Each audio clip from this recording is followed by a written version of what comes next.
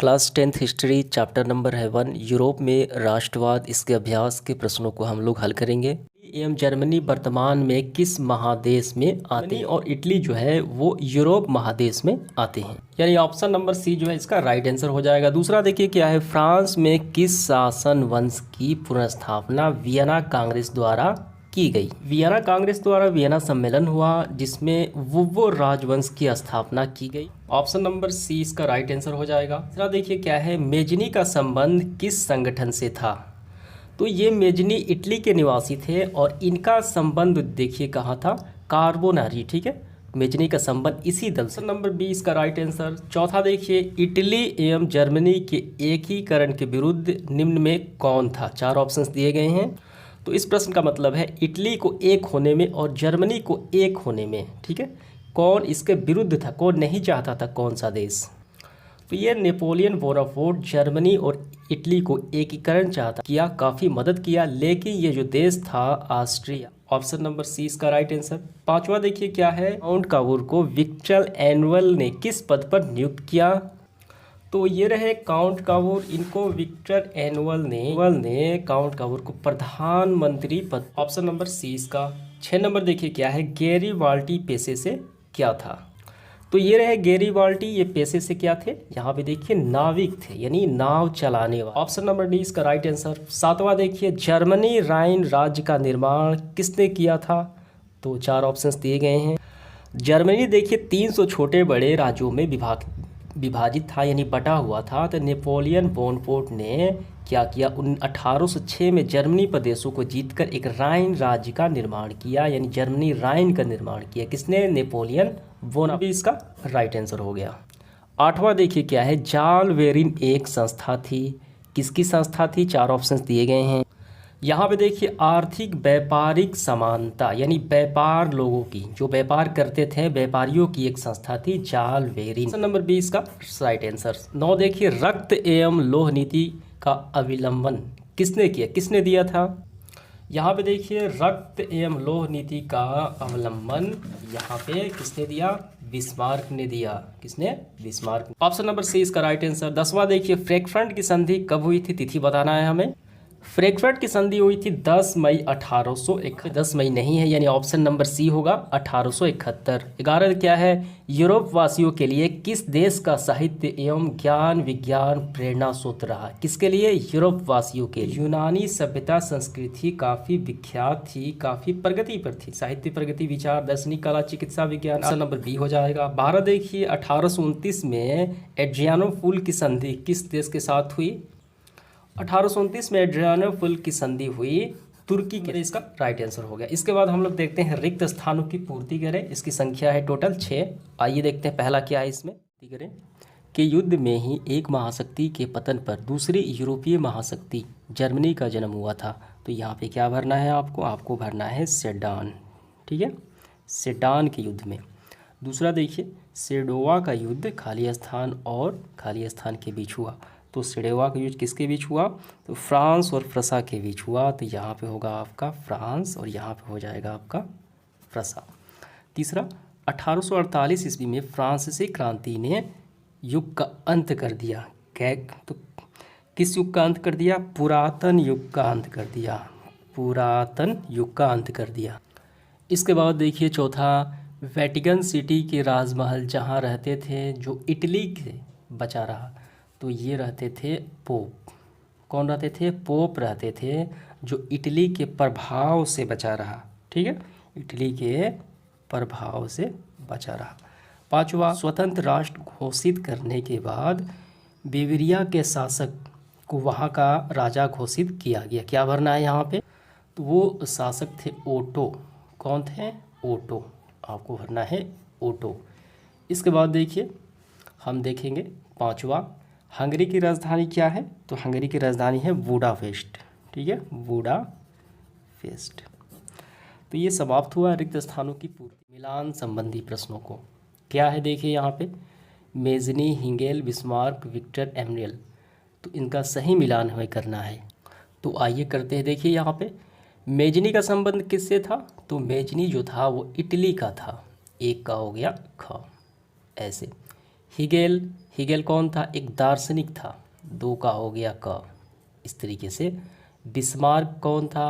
Bismarck German का chancellor था। ठीक है, तो ये हो गया 3 का ख। और ये चौथा हो गया विक्टर एमेनुएल, एक राजनीतिज्ञ था। तो पहला तो हमने कर लिया। इसके बाद दूसरा देखिए, समूह अ और समूह ब में मिलान करना है। वियना सम्मेलन हुआ था 1815, एक का होगा घ। मेटरनिक का पतन हुआ था ग 1848 में, और इसकी शुरुआत 1815 में हुई और पतन 1848 में हुआ। इटली का एकीकरण हुआ 1871 में, और सेडान का युद्ध हुआ 1870 में। ठीक है, ये मिला लेना है। इसके बाद तीसरा देखिए मिलान संबंध, देखिए क्या है, कोसुद। ये कौन थे कोसुद? हंगेरियन राष्ट्रवादी नेता थे। इसके बाद दूसरा, एड्रियान फल की संधि हुई 1829 में, 2 का ग होगा। तीसरा, यूनान की स्वतंत्रता प्राप्त हुई घ 1832 में, पोलैंड 1863 में। ठीक है, तो हमने ये भी कर लिया। इसके बाद हम लोग देखेंगे अति लघु उत्तरीय प्रश्न, 20 शब्दों में इसका आंसर देना है आपको ज़्यादा से ज़्यादा। तो पहला प्रश्न देखिए क्या है, राष्ट्रवाद क्या है? राष्ट्रवाद का क्या मतलब होता है? राष्ट्रवाद का मतलब हम समझें कि कोई भी व्यक्ति को अपने देश से जब प्यार होता है, लगाव होता है, ठीक है, वो उसका देश श्रेष्ठ लगता है, तो वो कहलाती है राष्ट्रवाद की भावना।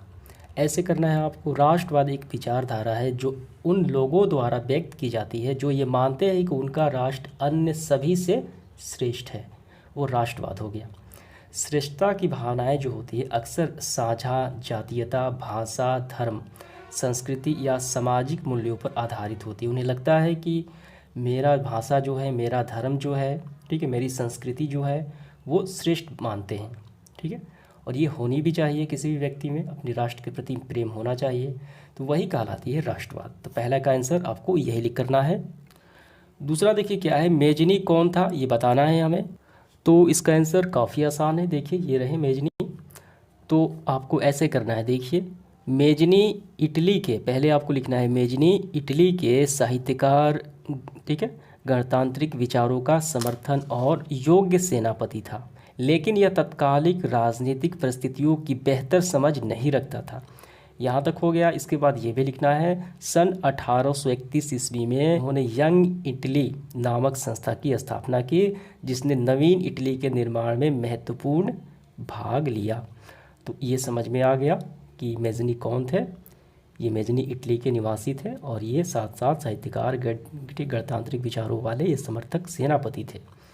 ठीक है, तो यही सारे आपको लिखने हैं, जो मैंने हाईलाइट किए हैं वही लिखना है, ज़्यादा लंबा नहीं करना है। तीसरा देखिए क्या प्रश्न है, जर्मनी के एकीकरण की बाधाएं क्या थी? तो प्रश्न का मतलब समझिए। एकीकरण का मतलब होता है एक करना। जर्मनी उस समय, ठीक है, बीते समय में काफ़ी खंडों में विभाजित था, तो जर्मनी को उनको सभी खंडों को जोड़कर एक करना, एक समूह में लाना, वो कहलाता है एकीकरण। तो कौन कौन सी बाधाएं थी जर्मनी को एक करने की, वो बताना है। तो यहाँ पे देखिए जर्मनी कई खंडों में विभाजित था, तो क्या बाधाएं थी जर्मनी में? ये लगभग 300 छोटे बड़े राज्य थे। ये कई खंडों में विभाजित था, लगभग 300। इनमें राजनीतिक, सामाजिक और धार्मिक विषमताएं मौजूद थी।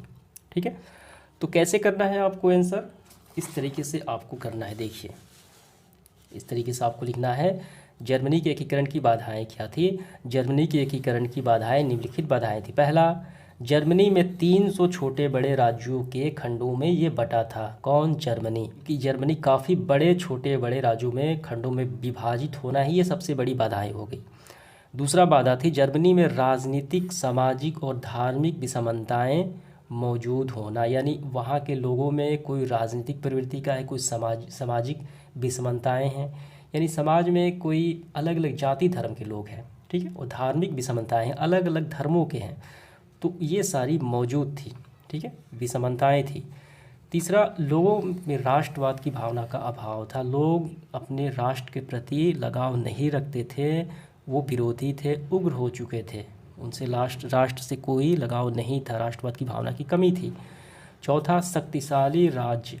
प्रसा द्वारा एक राज्य है जर्मनी में, प्रसा वो जो शक्तिशाली राज्य है वो अन्य राज्यों पर अपना प्रभाव बनाए रखता था।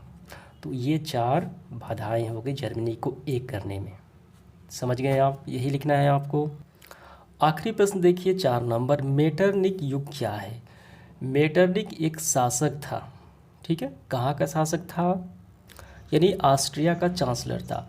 तो ये कब शासन किया और कब शासन इसका अंत हुआ, यानी उसका शासन अवधि ही बताना है, वो उसका युग हो गया, ठीक है। मेटरनिक कब शासन किया, तो इसका आंसर आपको इस प्रकार करना है। देखिए यहाँ पे मेटरनिक का युग क्या है। मेटरनिक ऑस्ट्रिया का चांसलर था जिसने 1815 ईस्वी से 1848 ईस्वी के बीच समय काल में यूरोप में जो समय काल है उस यूरोप को मेटरनिक का युग कहा जाता है। और भी लिखना है आपको थोड़ा सा, देखिए यहाँ पे ये है मेटरनिक। तो वो लिखने के बाद आपको थोड़ा सा ये भी लिख लेना है कि मेटरनिक का जो युग प्रारंभ हुआ 1815 से वियना सम्मेलन के मेज़बानी से। जब वियना सम्मेलन प्रारंभ हुआ तो मेटरनिक का युग प्रारंभ हुआ और मेटरनिक का युग अंत हुआ 1848 के क्रांति के पश्चात इनका युग का अंत हो गया। ये बातें आपको लिख लेनी है, ठीक है। तो इस तरीके से ये सेशन समाप्त होता है। धन्यवाद।